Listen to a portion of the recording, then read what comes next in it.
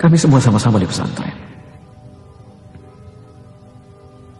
Di salah satu pesantren yang ada di daerah Balaraja sana, Gintung. Namanya Darkal Qalam, pondok pesantren modern. Sayangnya cuma 4 tahun, nggak sampai selesai. Ya karena kenakalan yang dilakukan. Itu yang ada di satu sisi. Keinginan untuk melantunkan ayat-ayat Al-Quran itu luar biasa. Tapi di sisi yang lain, ada bibit-bibit kenakalan yang kadang-kadang tidak difahami apa. Proses itu berjalan 4 tahun, lalu kemudian keluar. Mulai mendekati remaja. Dari sinilah timbul konflik yang sebenarnya. Ketika saya masuk di salah satu sekolah di Alia,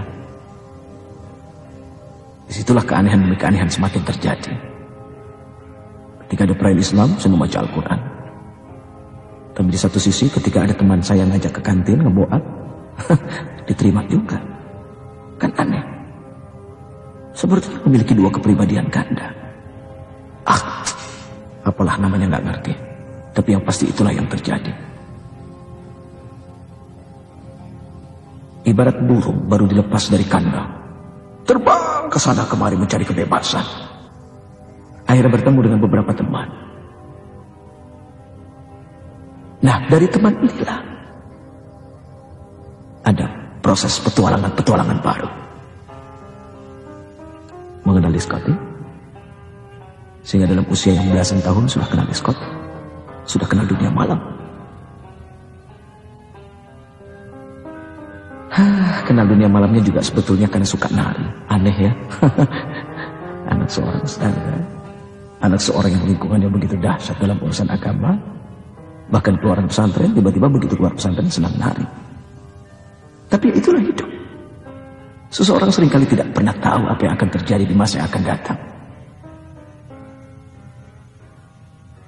Berjalan terus menjadi seorang dancer, berpetualang dari diskotik ke diskotik, bahkan ikut pemilihan top model. Merasa diri ganteng, padahal enggak.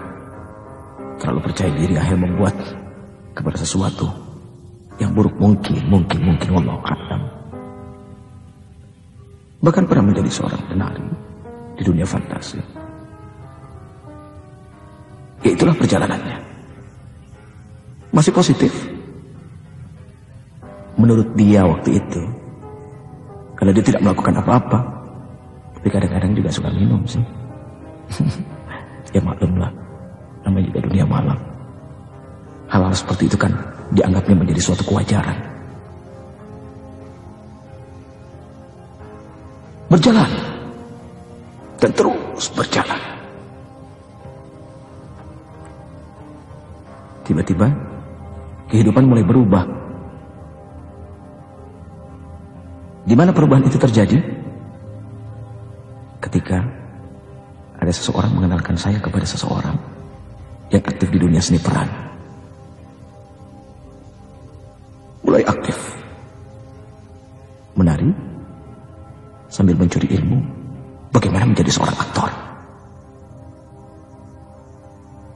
Akhirnya semua itu terjawab bahwa sebenarnya inilah yang dicari. Dan ini jugalah yang membuat konflik terbesar dalam hidup antara orang tua dengan anak. Anak tidak mengikuti keinginan orang tua, dan anak merasa bahwa keinginannya adalah benar.